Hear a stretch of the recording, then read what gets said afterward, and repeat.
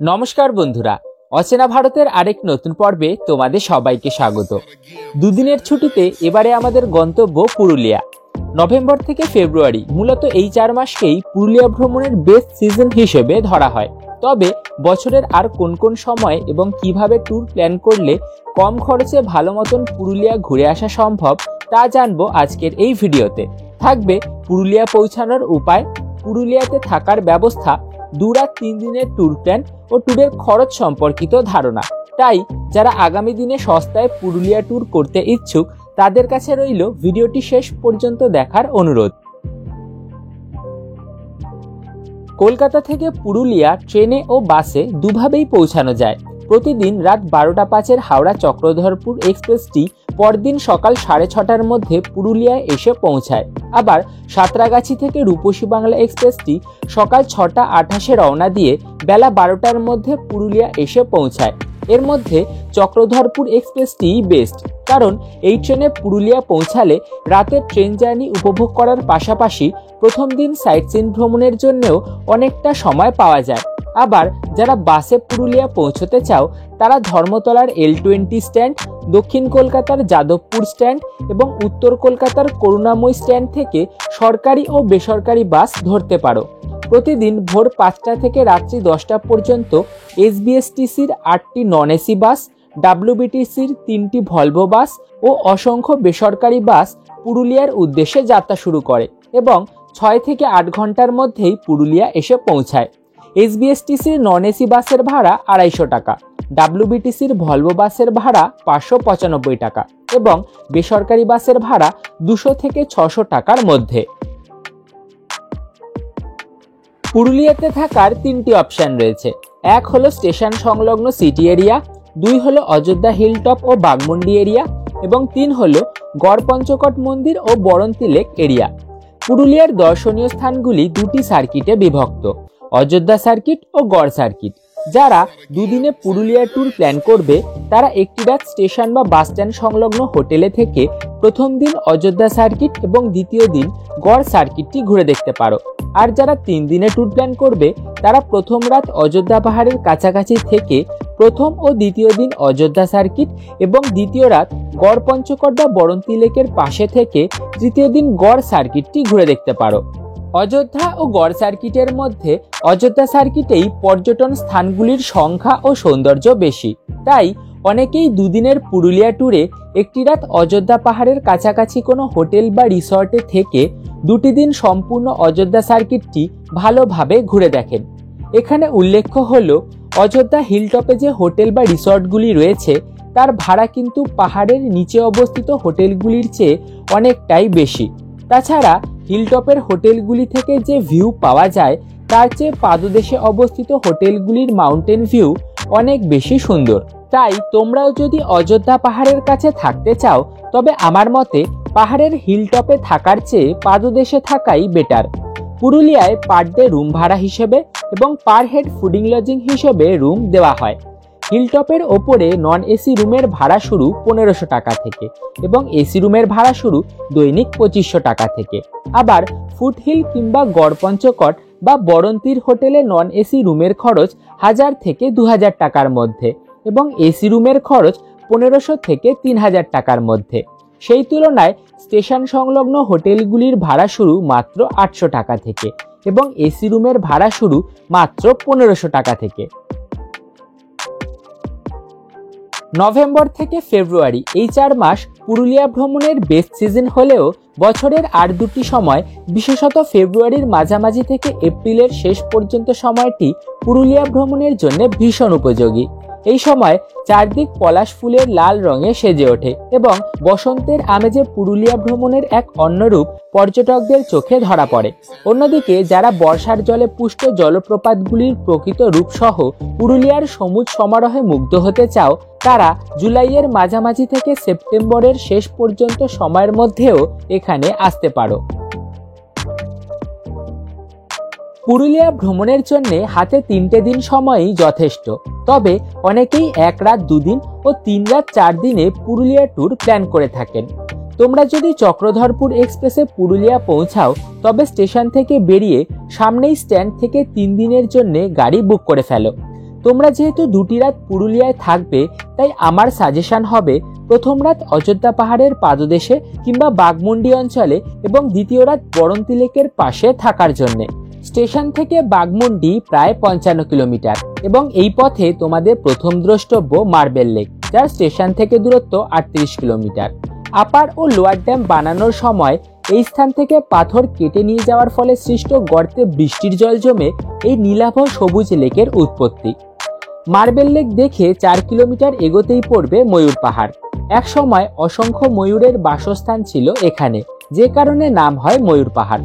বর্তমানে পাহাড়ের চূড়া থেকে চারপাশের প্যানোরামিক ভিউ পর্যটকদের ভীষণ পছন্দের। ময়ূর পাহাড় থেকে আরো 7 কিলোমিটার এগোতেই পড়বে বামনি ফলস, যা পুরুলিয়ার সবচেয়ে উঁচু জলপ্রপাত। সমতল থেকে প্রায় 500টি ধাপ নেমে এসে এর প্রকৃত রূপের দর্শন মেলে এবং এখান থেকেই দেখা যায় দূরে লোয়ার ড্যামের বেশ খানিকটা অংশ। বামনি ফলস থেকে 2 কিলোমিটারের মধ্যে পরবর্তী গন্তব্য তুর্গা ফলস।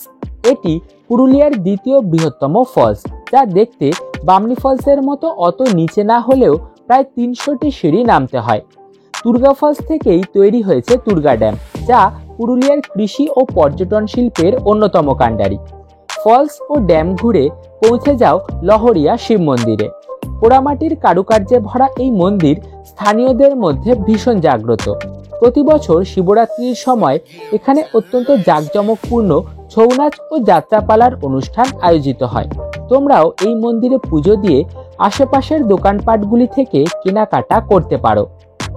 মন্দির ভ্রমণ শেষে ড্রাইভারকে বলো হোটেলের পথে রওনা দিতে। এরপর স্নান ও লাঞ্চ সেরে পুনরায় বেরিয়ে পড়ো বাঘমুন্ডি থেকে 2.5 কিলোমিটার দূরে চরিদা গ্রামের উদ্দেশ্যে।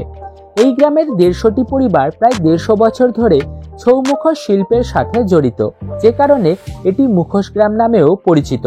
তোমরা এখানে ছৌ মুখোশ, গালার চুড়ি ও ডোকরা শিল্পের নিদর্শন দেখতে পাবে। এরপর চলে আসো পাখি পাহাড়ে। চরিদা থেকে 15 কিলোমিটার দক্ষিণে একটি পাহাড়ের গায়ে চিত্রশিল্পী চিত্তদে খোদাই করে 58টি পাখির ছবি এঁকেছেন। সেই থেকে এই পাহাড়ের নাম পাখি পাহাড়। তোমরা এখানে পাথরের গায়ে বিভিন্ন প্রজাতির পাখির রক কার্ভিং দেখতে পাবে। পাখি পাহাড় ভ্রমণের পর ওই দিনের শেষ গন্তব্য লোয়ার ও আপার ড্যাম। বামনি ফলসের জলকে পাম্পের সাহায্যে লোয়ার থেকে আপার ড্যামে পাঠিয়ে টারবাইনের দ্বারা জলবিদ্যুৎ তৈরি করা হয়, যা পিপিএসপি হাইডেল প্রজেক্ট নামে পরিচিত। আপার ড্যাম থেকে দূরে পাহাড়ের কোলে সূর্যাস্তের ভিউ উপভোগ করার জন্যই তোমরা এই স্থানটিকে সবার শেষে ভিজিট করে প্রথম দিনের সাইট সিন ভ্রমণ শেষ করবে।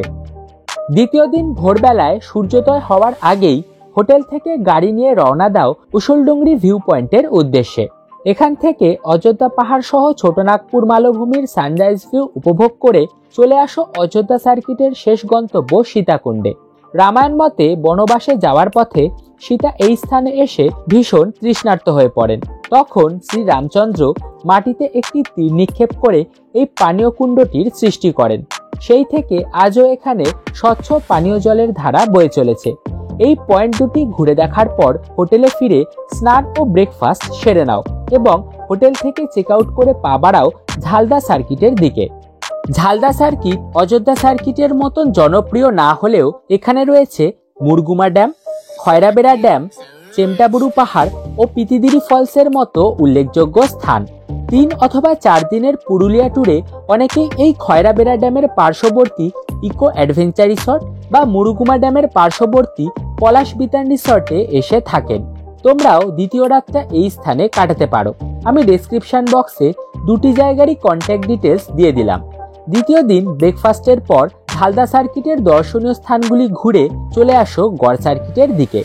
ওই দিন রাতটা তোমরা গড় পঞ্চকট পাহাড় বা বরন্তী লেকের আশেপাশের হোটেলগুলিতে থাকবে। দুপুরবেলা হোটেলে চেক ইন করার পর লাঞ্চ সেরে বিকেলের দিকে চলে যাও বরন্তী লেকের পাড়ে এবং সেখান থেকে উপভোগ করো সূর্যাস্তের অপরূপ শোভা। তৃতীয় দিন সকালবেলা ব্রেকফাস্ট ও স্নান সেরে গাড়ি নিয়ে বেরিয়ে পড়ো গড় সার্কিটের পয়েন্টগুলি ঘুরে দেখার জন্য এবং একে একে দেখে নাও গড় পঞ্চকট মন্দির, জয়চণ্ডী পাহাড়, পাঞ্চেত ড্যাম ও মাইথন ড্যাম। গড় সার্কিট ভ্রমণ শেষে ড্রাইভার তোমাদের নিকটবর্তী স্টেশন আদ্রায় এনে ছেড়ে দেবে। এরপর স্টেশন সংলগ্ন কোনো রেস্টুরেন্ট থেকে লাঞ্চ করে দুপুর 2:45 আরনক এক্সপ্রেসে রওনা দাও কলকাতা। এই ট্রেন তোমাদের সন্ধ্যে 7:30টার মধ্যে শালিমার এনে পৌঁছে দেবে। আর তোমরা যদি দুদিনে পুরুলিয়া ট্যুর প্ল্যান করো সেক্ষেত্রে দ্বিতীয় দিন অযোধ্যার হোটেল থেকে ঝালদা সার্কিটের বদলে গাড়ি নিয়ে সোজা চলে আসো গড় সার্কিটে এবং বিকেলের মধ্যে গড় সার্কিট ভ্রমণ শেষ করে 4:30টার সময় আদ্রা স্টেশন থেকে চেপে বসো রূপসী বাংলা এক্সপ্রেসে, যা তোমাদের রাত্রি 9:30টার মধ্যে হাওড়ায় এনে পৌঁছে দেবে। তোমরা যদি 3 অথবা 4 জনের গ্রুপে পুরুলিয়া বেড়াতে আসো তবে খরচ কিন্তু সবচেয়ে কম হবে। আমিও তাই 4 জনের গ্রুপেই এই ট্যুরের খরচ আলোচনা করছি। ট্যুরের প্রথম খরচ হলো যাতায়াত খরচ। হাওড়া থেকে পুরুলিয়া পর্যন্ত স্লিপার ক্লাসের ভাড়া 220 টাকা এবং আদ্রা থেকে হাওড়া পর্যন্ত চেয়ার কারে ভাড়া 140 টাকা, অর্থাৎ কলকাতা থেকে পুরুলিয়া ট্যুরের মাথাপিছু যাতায়াত খরচ 360 টাকা। পরবর্তী খরচ হলো গাড়ি ভাড়া খরচ। পুরুলিয়াতে সাইট সিন ভ্রমণের জন্য দৈনিক গাড়ি ভাড়া 2000 থেকে 2500 টাকা, অর্থাৎ 3 দিনের পুরুলিয়া ট্যুরে মাথাপিছু গাড়ি খরচ পড়বে 1500 থেকে 1800 টাকা মতো। এরপর পরবর্তী খরচ হলো থাকা খাওয়া খরচ। বাঘমুন্ডি বা অযোধ্যা পাহাড়ের পাদদেশে এবং বরন্তী লেকের পাশে বাজেট ক্যাটাগরির হোটেলগুলিতে পার ডে ডবল বেডরুমের ভাড়া 1000 থেকে 1500 টাকা, অর্থাৎ 4 জনের গ্রুপে 2 রাতের জন্য মাথাপিছু রুম ভাড়া পড়বে 500 থেকে 750 টাকা। বাকি 3 বেলা খাওয়া দাওয়া বাবদ দৈনিক খরচ 400 টাকা ধরে নেওয়া হলে 3 দিনের পুরুলিয়া ট্যুরে খাওয়া খরচ পড়বে 1200 টাকা মতো। সুতরাং এই ট্যুরে থাকা খাওয়া বাবদ মাথাপিছু মোট খরচ হবে 1700 থেকে 1950 টাকা মতো। এছাড়া এই ট্যুরের শেষ খরচ হলো সাইট সিন পয়েন্টগুলিতে এন্ট্রি ফি, পার্কিং ফি, পূজা ও টুকিটাকি কেনাকাটা বাবদ আনুষঙ্গিক খরচ। মাথাপিছু এন্ট্রি ফি 100 টাকা, পার্কিং ফি 50 টাকা, পূজা খরচ 50 টাকা ও ব্যক্তিগত কেনাকাটা আরও 200 টাকা, অর্থাৎ মোট আনুষঙ্গিক খরচ 400 টাকা ধরে নেওয়া হলে 4 জনের গ্রুপে পুরুলিয়া ট্যুরের মাথাপিছু খরচ দাঁড়াবে মোটামুটি 4000 টাকা মতো। কিন্তু তোমরা যদি 3 দিনের বদলে 2 দিনে পুরুলিয়া ট্যুর কমপ্লিট করতে চাও সেক্ষেত্রে মাথাপিছু খরচ কমে দাঁড়াবে মাত্র 2800 টাকা মতো। তবে এই খরচ কোন সময়ে ঘুরতে আসছো তার উপর নির্ভর করে কম বেশি হতে পারে। যেমন ধরো নভেম্বর থেকে ফেব্রুয়ারির মধ্যে কোনো উইকেন্ডে পুরুলিয়া বেড়াতে আসলে খরচ সবচেয়ে বেশি হবে, কারণ এই সময় রুম ভাড়া ও সাইট সিনের জন্য গাড়ি ভাড়া অনেকটাই বেড়ে যায়। আবার অফ সিজন যেমন মে জুন মাসে পুরুলিয়া ট্যুর প্ল্যান করলে খরচ অনেকটাই কমে যাবে। আমি ডেসক্রিপশন বক্সে স্টেশনের কাছাকাছি অযোধ্যা হিল টপ, বাঘমুন্ডি ও বরন্তী লেক সহ আরও বেশ কয়েকটি জায়গার কিছু বাজেট হোটেলের নাম, ঠিকানা ও ফোন নাম্বার দিয়ে দিলাম। সাথে কয়েকটি ট্রাভেল এজেন্সি ও ড্রাইভারের ডিটেলসও শেয়ার করলাম। তোমরা এদের সাথে যোগাযোগ করে ট্যুর প্ল্যান করতে পারো। আজকের ভিডিওটা এখানেই শেষ করছি। ভিডিওটি ভালো লেগে থাকলে অবশ্যই একটা লাইক ও শেয়ার করো এবং চ্যানেলটিকে সাবস্ক্রাইব করে পাশে থাকা বেল আইকনে প্রেস করে দাও।